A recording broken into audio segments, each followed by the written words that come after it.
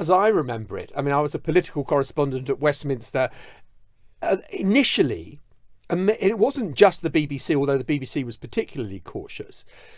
Initially, the attitude was, well, we don't believe all these reports that there are problems in the marriage. This didn't really happen. This didn't really happen. It's gossip. It's hearsay. It's gossip, hearsay. We're not going to go anywhere near it. And then the Morton book comes out, and oh my God! Not only is it bad, it's far worse. It's much worse. Far worse than we ever thought it was. And then suddenly you see a lot of the media, doing a 180 and suddenly going from no. Oh yeah, this is serious.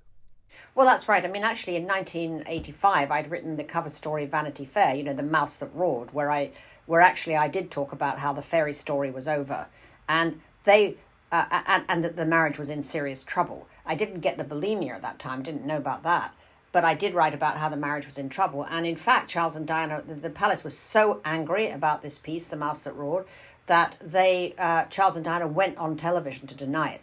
At which point, of course, I knew it was true because, the palace only ever seems to deny things that are true, right? But they just, and when I lunched with her in 1997 in July, which was just before she died. Just before she died, she was in New York for the auction of her dresses at Christie's.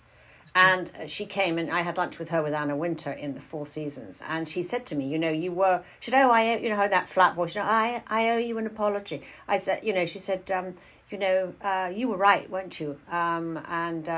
She said, she just sort of laughed, and I said, well, I know I was right. And obviously I really know I was right now. Tina, you can't just drop in that you've had lunch with her, because now we want to know what she was like. I mean, did you like her? Yeah. Did you admire her? I mean, she sucked us in, essentially, with these great big eyes looking at us, telling us about how much she still regretted, she said, her marriage, which was really the interesting part, because she was divorced by that time. And she said, she kept saying, we could have been such a great team.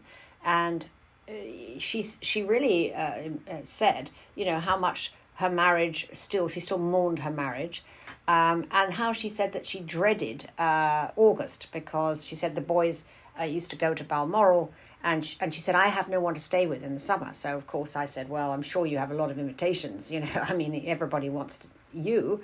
And she said, no, they don't, because of the press, they don't want me to stay. I ruin their holidays if I go. So I'm very much alone.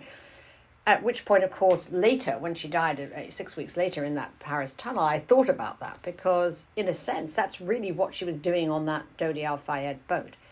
She thought that this was going to be the place, as she put it, where they had, quote, all the toys, meaning helicopters, yachts, bodyguards, all the things she felt she needed to have a great vacation on her own.